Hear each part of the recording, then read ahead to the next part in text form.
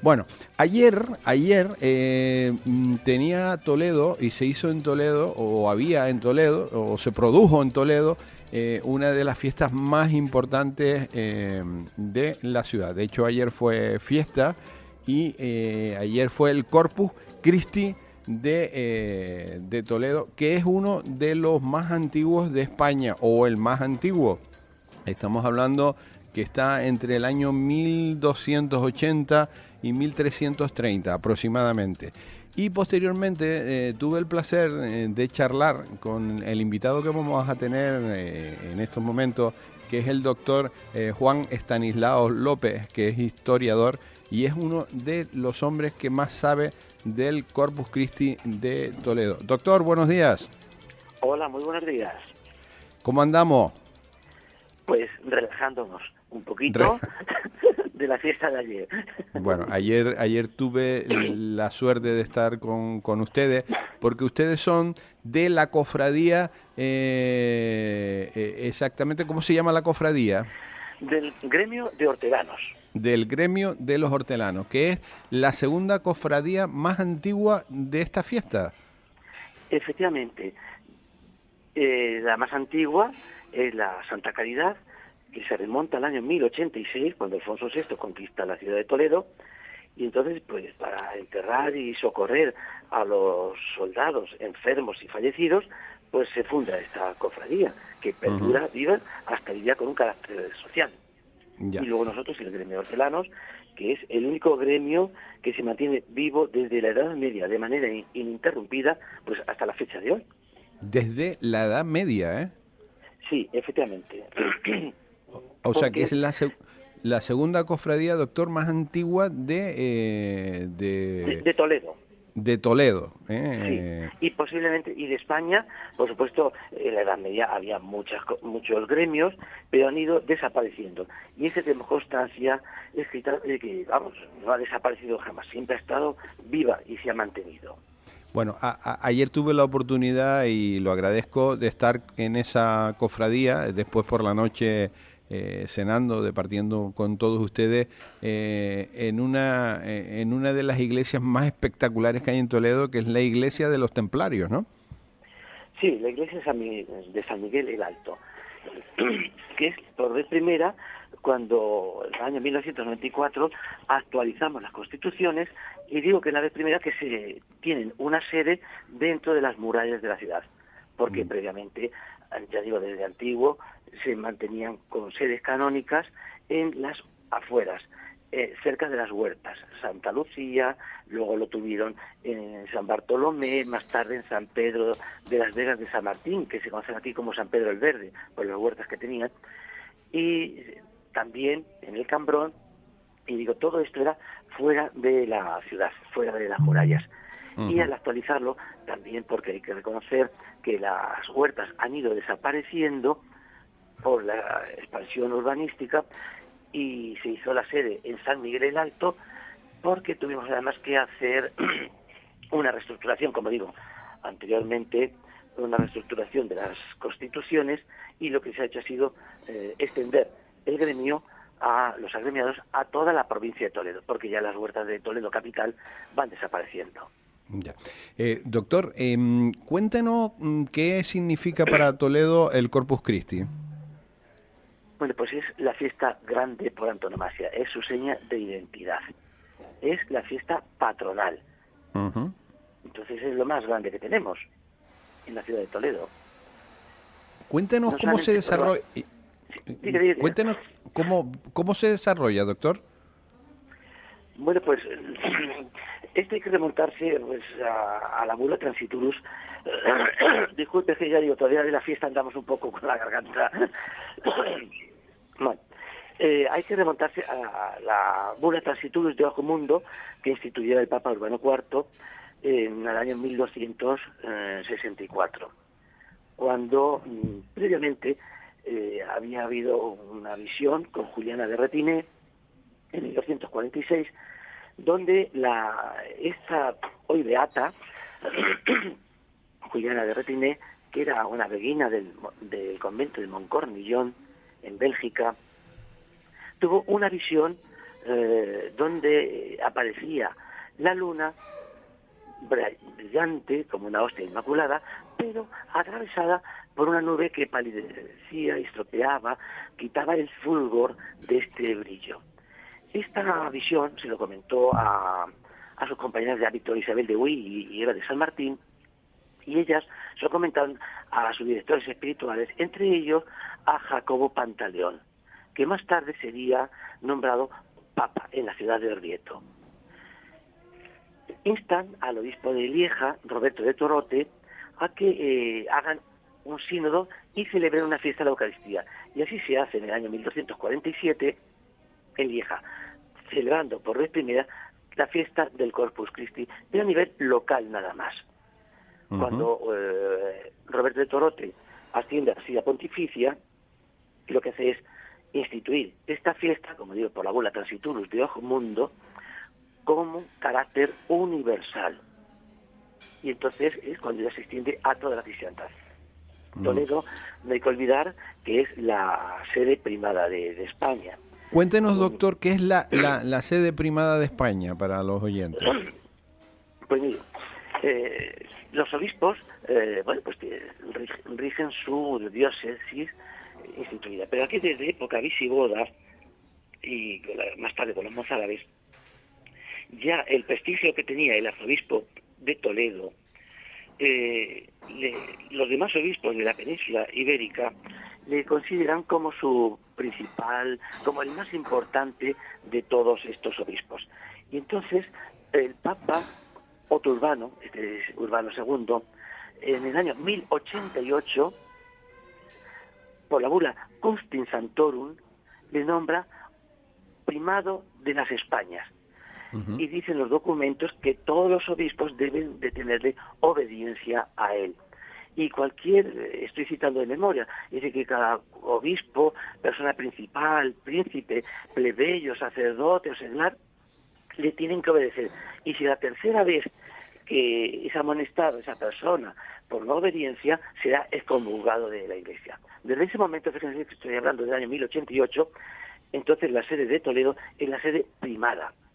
E incluso llegarán momentos en el que será el arzobispo de Toledo el que nombre a los obispos de toda España.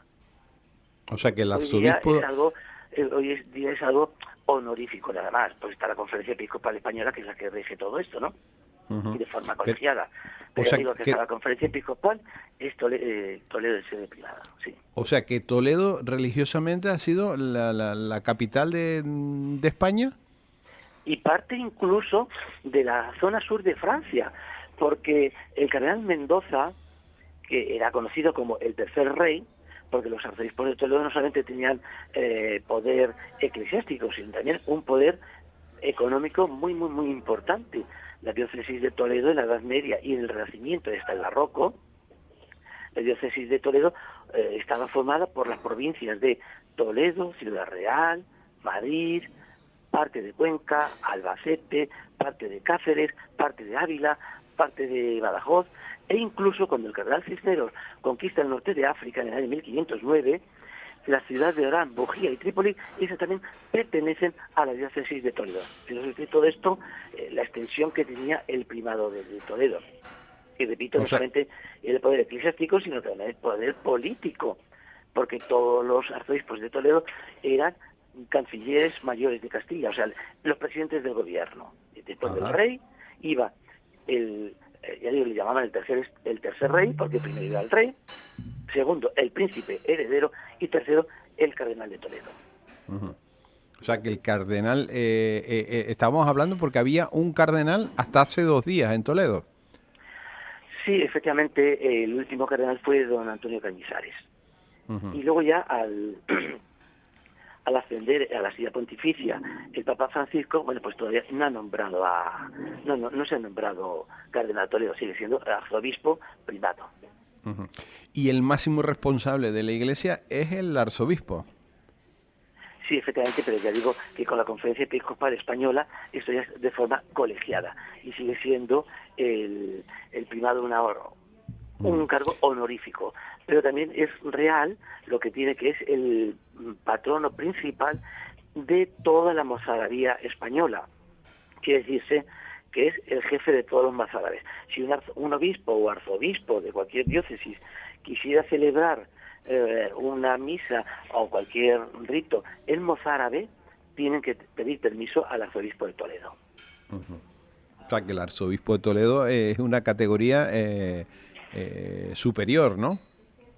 Bueno, es un arzobispo y ya digo, tiene algunos cargos y algunas responsabilidades sí superior por encima de otros obispos y arzobispos, sí. Bueno, ayer tuvimos la oportunidad de estar en la fiesta grande de Toledo, en el Corpus. Es una procesión larguísima, ¿no? Donde participan miles y miles de personas desfilando.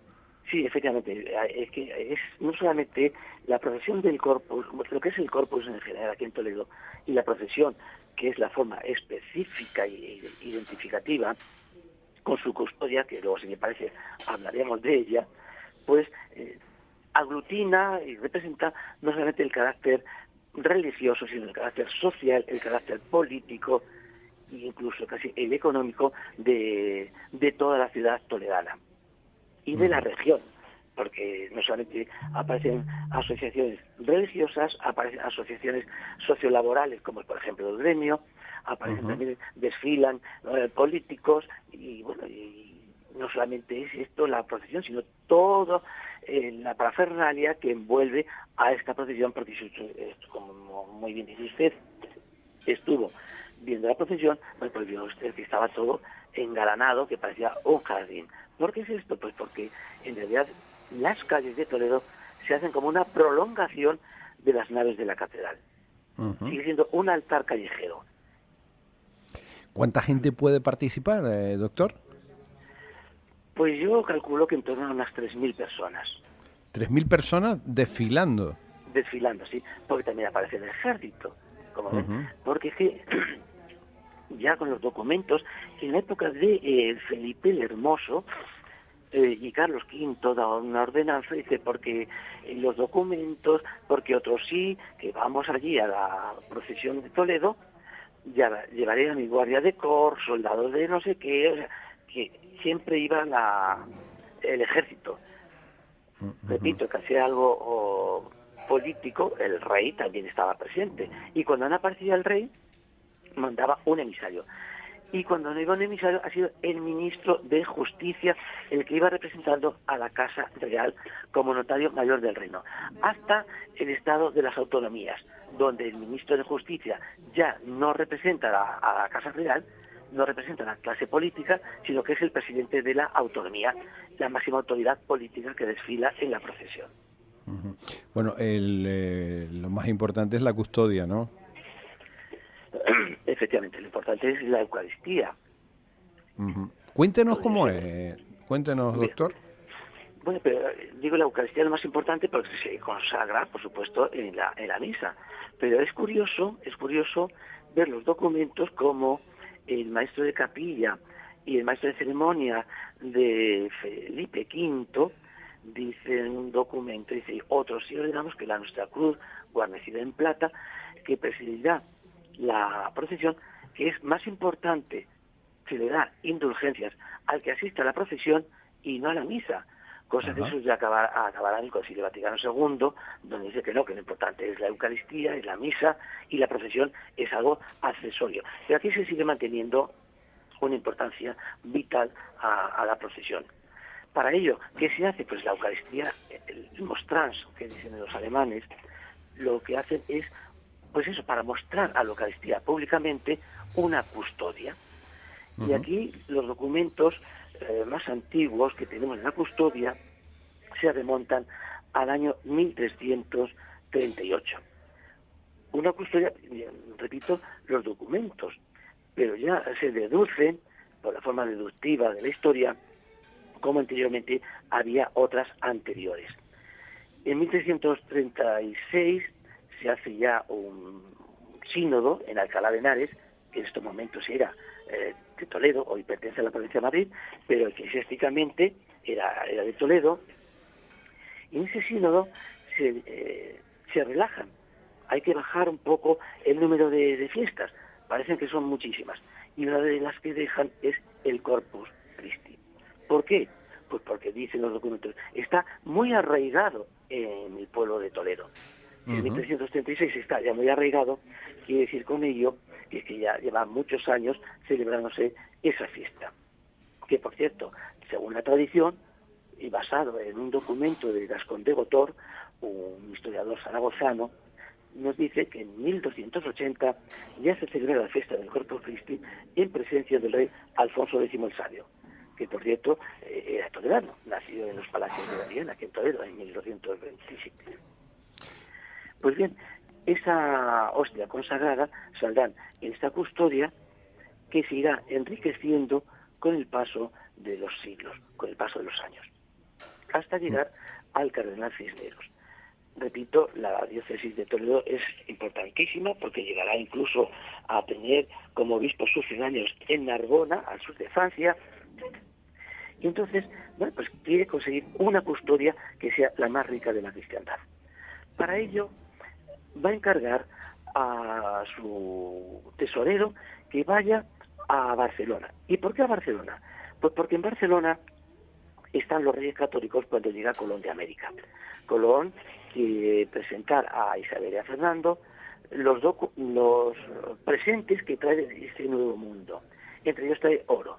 Isabel la católica, una mujer muy fervorosa y muy amante de la Eucaristía, encarga con ese oro que se haga una custodia, que es almerique, un orfebre catalán, el que hace una custodia con los 17 primeros kilos de oro que vienen de América.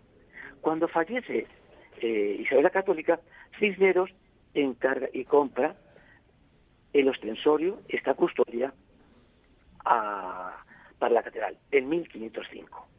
Y es importantísima, riquísima. Está hecha a base, ya digo, de primer oro, con pedrerías, 20 y tantas o 30 y tantas gemas, que luego, por cierto, se va a enriquecer con un joyero de Isabel la Católica, que se llama el Palomar, que es lo que va a rematar.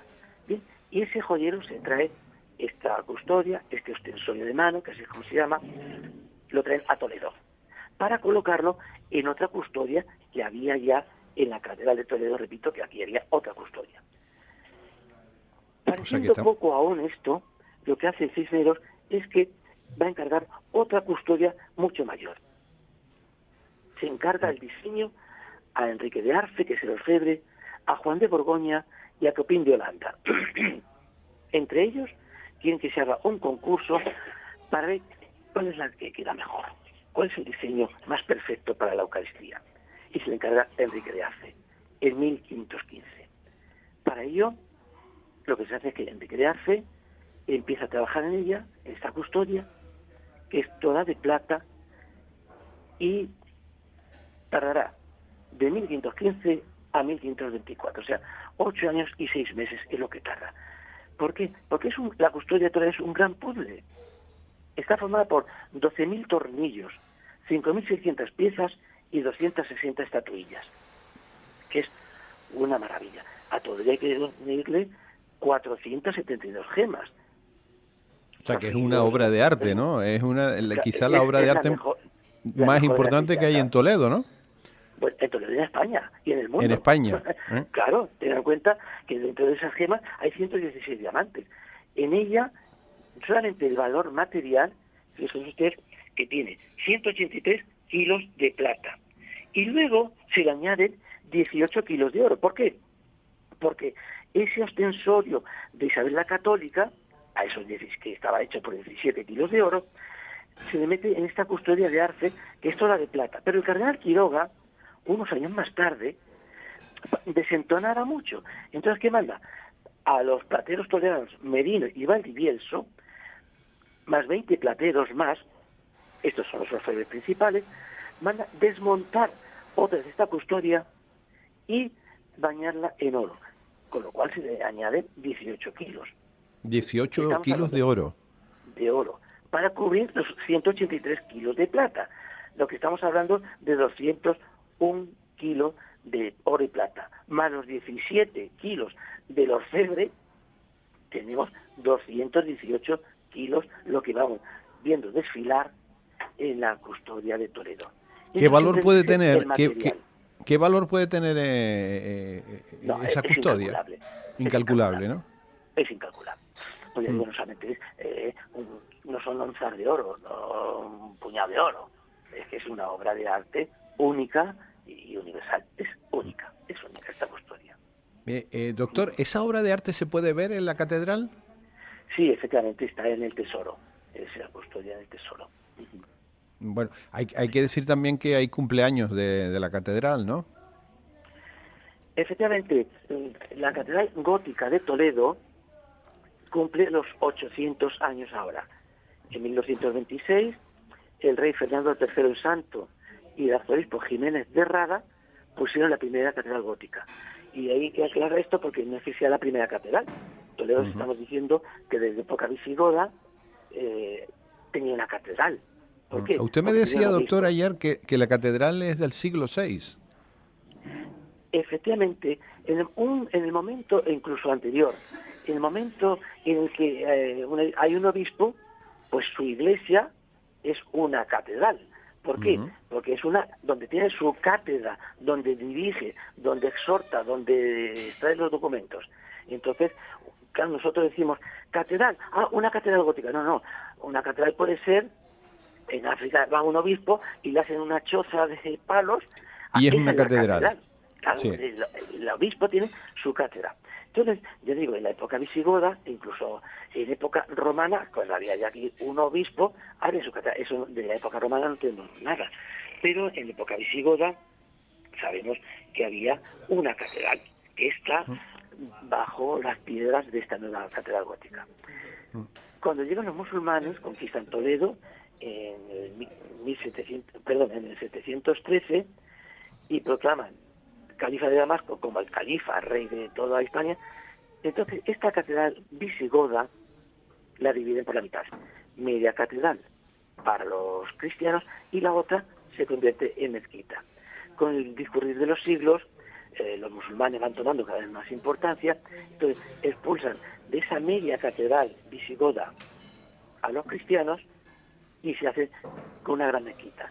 El arzobispo tiene que tener su catedral a las afueras de la ciudad, pegada a la muralla, pero a las afueras del centro urbano, y con el discurrir de los tiempos, pues también esta mezquita se va deteriorando, se hace otra vez otra mezquita nueva, mayor, y con Fernando III el Santo parece que no es digno de que Toledo, siendo la sede del primado, tenga una catedral con forma de mezquita, con arquitectura musulmana. Entonces es cuando ya en 1226 se empieza a poner la primera piedra de esta catedral gótica, que es el estilo que se está dando en Francia. No olvidemos tampoco que Alfonso VI, cuando en 1085 conquista Toledo, pues viene con un obispo francés. Y voy a decir una cosa que es muy curiosa. ¿Por qué viene con un obispo francés? Pues porque aquí el rito que se tiene no es el rito latino que conocemos hoy todo el mundo.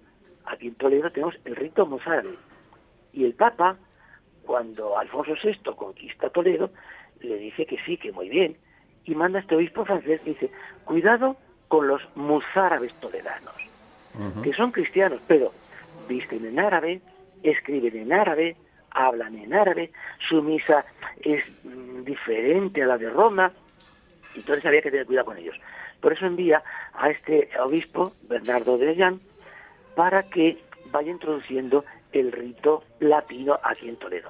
Algo que costó muchísimo, porque los toledanos no querían perder ese rito de tantísimos siglos.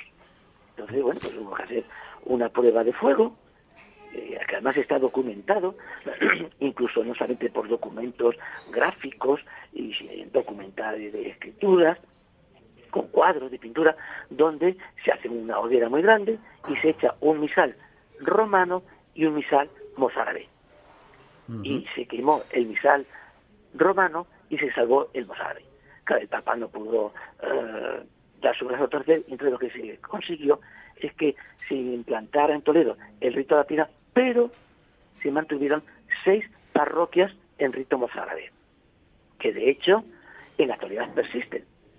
Y no solamente persisten, sino que el cardenal Cisneros va a fundar una capilla dentro de esta catedral gótica que es la capilla del Corpus Christi, en rito mozárabe, para que todos los días se diga misa y se canten los restos litúrgicos en mozárabe. O sea que todo esto se perdura aquí en Toledo desde muy antiguo. Aquí en Toledo lo que tiene es que mover la historia es perderse la nebulosa de los tiempos. De los tiempos. Bueno, estamos hablando con el doctor Juan Estanislaos López, historiador, y estamos hablando de la fiesta grande de Toledo que se produjo ayer. Ayer era día festivo, bueno, ayer y antes de ayer, porque la noche anterior al Corpus es una noche muy mágica aquí en Toledo, ¿no? Sí, efectivamente, ya digo que no solamente es que procesiona la custodia, sino que se engalana toda la ciudad. Observaría usted que todo el recorrido, que son 2 kilómetros de recorrido, está cubierto con toldos, con palios.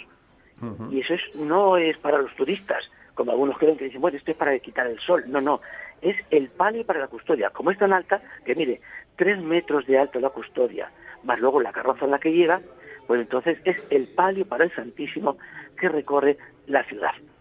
A todo ello se engalana pues con guirnaldas de flores y de frutos y vegetales. Todos los balcones se adornan, el pueblo de Toledo, la ciudad de Toledo, los ciudadanos engalanan sus balcones, sus ventanas con reposteros. Y observaría usted también cómo muchos de ellos estaban adornados con mantones de Manila, que son auténticas joyas del siglo XIX. ¿Qué son estos mantones de Manila? Pues cuando España tenía Filipinas, o Filipinas era de España, los soldados que iban a hacer la mili, a estas tierras de Asia, traían luego de vuelta, como recuerdo, estos mantones para sus novias, para sus madres, y se guardan pues como auténticas joyas, pues son bordados a mano en seda natural. Y además también observaría usted que hubo un desfile, por eso decía yo que el Corpus no es solamente lo religioso, sino un desfile profano de los gigantones y la tarasca, que recorre la ciudad. Pues también todo eso se hace. Y se abre, se inaugura el recorrido con una frase muy clara que dice, vamos a ver las calles. Ver las calles y se tira todo el pueblo, doctor, a la calle, o sea, y hacen el recorrido. Efectivamente, para ver las calles engalanadas, A eso de las 7 de la tarde, más o menos, es cuando sale el desfile de la tarasca y los gigantones, que es una fiesta muy infantil, lleno de niños, una algarabía muy importante, porque unos documentos nos hablan ya desde incluso en el siglo XIV que existen esos gigantones aquí en Toledo. Y no sé si observaría usted cómo en la balconada del ayuntamiento había allí 8 gigantones puestos. Esos no se tocan, son del siglo XVIII, del cardenal Lorenzana, que son auténticas tallas en madera. Son posiblemente los gigantones más antiguos de España. No, cuidado, no quiero tampoco alardear, decir que son los más antiguos. Las esculturas como tallas más antiguas, eso sí. Doctor, qué importante el Corpus Christi de Toledo, Yo creo que sí, es lo más importante, de los más importantes de España, sí, el Corpus Christi de Toledo, sí. ¿Usted cree que hay otro más importante? Pues, mire usted, hombre, yo soy toledano, lógicamente, para mí es lo más importante, pero como vistosidad, ninguna, como Toledo, ninguna. O sea, que es porque es muy importante el Corpus de Sevilla, pero si comparamos, dicen que las comparaciones son odiosas, pero todo, la decoración, todo, los ornamentos sagrados, que tengan en cuenta que estamos hablando de la sede primada. Fui a una catedral y no digo dónde, y dije, mira, en el tesoro tenían 3 capas de los moleros, que eran los grandes talleres de textiles del barroco, 3 capas de los moleros, y muy importante, aquí en la Catedral de Toledo ayer desfilaron 200 capas de los moleros. Simplemente decir eso, yo creo que ya es importante lo que se dice, ¿no? La procesión abre, es que son hitos, son joyas, no solamente de la orfebrería, no solamente del arte, sino de la historia. La primera pieza que sale en la procesión, abriendo el desfile eucarístico, es la gran cruz que Alfonso V de Portugal, el africano, regaló a la Catedral de Toledo, al arzobispo Carrillo. Es unas dimensiones enormes, tiene que ir con un carro. Pero es que la manga profesional que va debajo de la cruz, tardaron 7 años en confeccionarla, en bordarla, y es la cruz del cardenal Cisneros. Eso simplemente para empezar la procesión. Las joyas que llevan delante del cabildo, pues va otra cruz importantísima, que es la cruz del cardenal Mendoza. Es el primer símbolo el primer símbolo cristiano que entró en la Alhambra de Granada. Cuando los reyes católicos conquistan Granada, el primer símbolo cristiano es esta cruz del cardenal Mendoza. Y entonces ese símbolo del cabildo catedralicio, que va bajo Mazas como autoridad. O sea que son 2 detallitos que cuento para que veamos la importancia y la relevancia que esta procesión tiene, ya digo, no solamente de Toledo, es de toda España y de Europa. Y de Europa, dice usted. Sí, por supuesto. Mira, un detalle, el cardenal Lorenzana, que por razones políticas, ya digo, estamos todo el mundo acaba de decir que no solamente eran religiosos, sino políticos, pues estuvo una temporada en Roma. Y cuando vio la procesión de Roma, pues dijo, santidad, en Toledo solamente falta para superar que usted se presente allí en Toledo, porque es mucho más importante la de Toledo que la de Roma. Y es un detalle curioso, porque cuando el Papa Nicolás V, en el año 1447, sale con la procesión eucarística por las calles de Roma, Toledo llevaba ya 29 años antes desfilando con la procesión del Corpus por Toledo. 29 años de que el Papa saliera en procesión por Roma. Bueno, para todos aquellos que nos están escuchando que están fuera de Toledo, la catedral es la pieza clave de la ciudad, ¿no? Efectivamente, desde el punto de vista religioso, porque aquí los 2 grandes monumentos que tenemos es la catedral y el alcázar, el símbolo religioso y el símbolo político. No olvidemos que Toledo fue la capital de España y aquí estaba, pues eso, la corte. Entonces, el gran poder político es el alcázar y el gran poder religioso es la catedral. Una catedral que es la segunda más grande de España.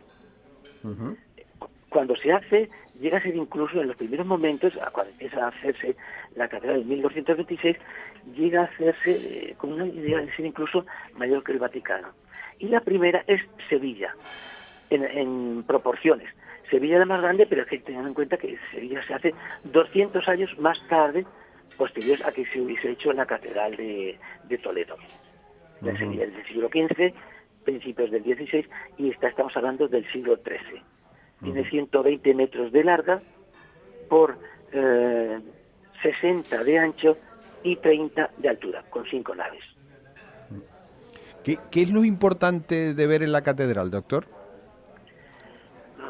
Pues simplemente la misma arquitectura, eso es importantísimo, pero claro, estamos hablando del cardenal primado. Las joyas, una vez que se confecciona el edificio, hay que vestir, hay que amueblar el edificio. Entonces, en el siglo XVI, la primera parte, aquí lo que tenemos, y es en el resto de España también, hay dinero, pero faltan artistas.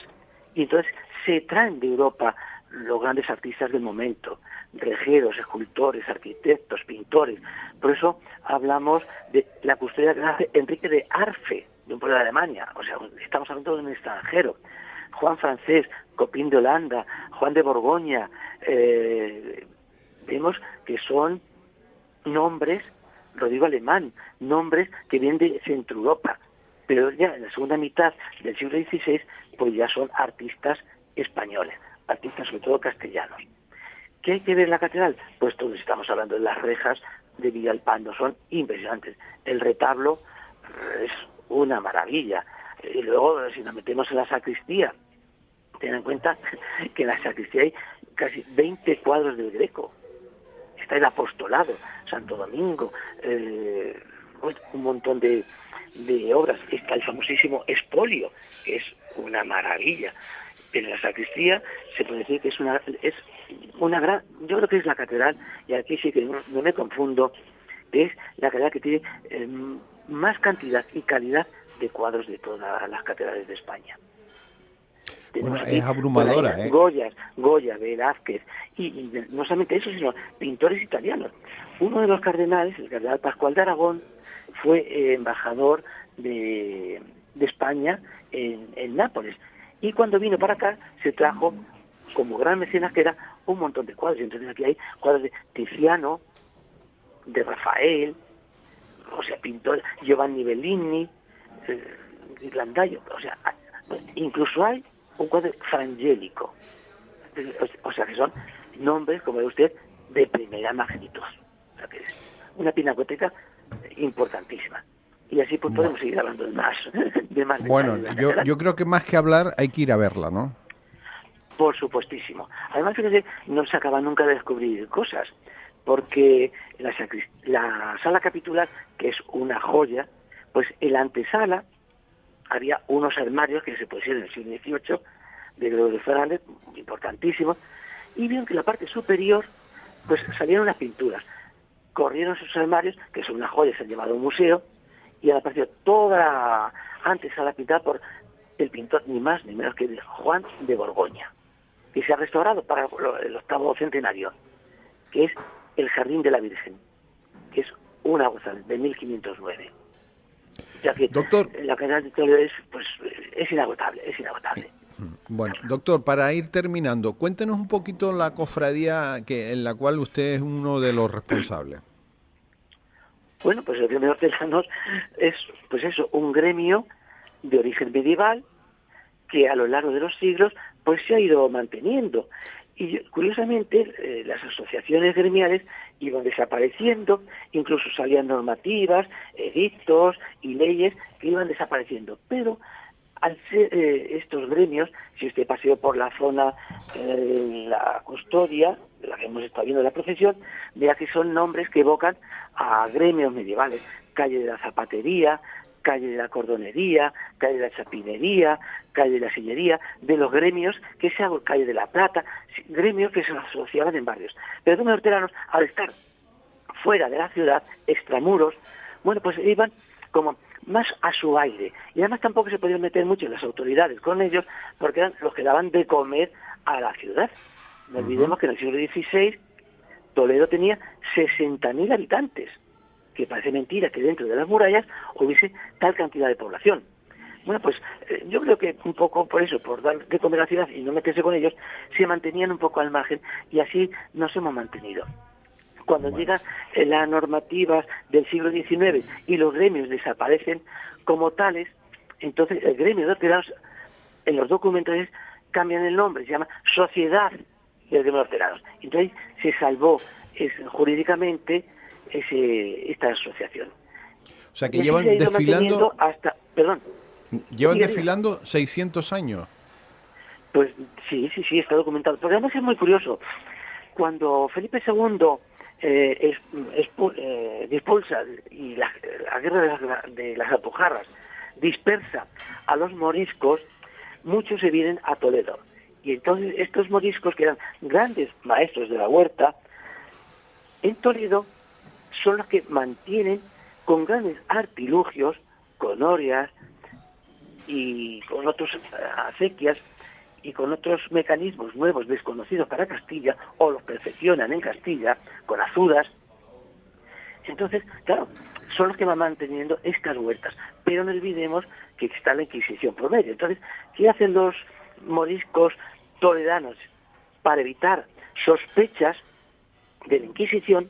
Una de las cosas que dicen es: nosotros queremos demostrar nuestra fe cristiana abriendo la procesión del Corpus, para que no nos tachen como herejes o judaizantes o moriscos. Y entonces, desde ese momento, está documentado que los hortelanos de Toledo son los que abrimos la procesión del Corpus. Por eso somos la primera asociación detrás de la cruz procesional que abre el desfile. Vamos, el gremio de hortelanos. Doctor Juan Estanislao López, historiador, agradecerle el ratito que nos ha llenado de de vivencias, de historia y bueno, y de mucha cultura, ¿no?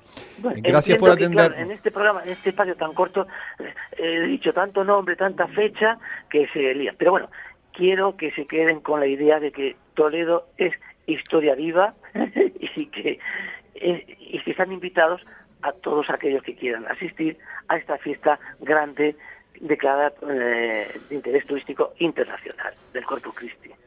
Doctor, gracias por atendernos. Sabemos que tiene diferentes compromisos, entre ellos porque ahí está un arzobispo francés que tiene que llevar al tren, ¿usted? Sí, efectivamente, sí.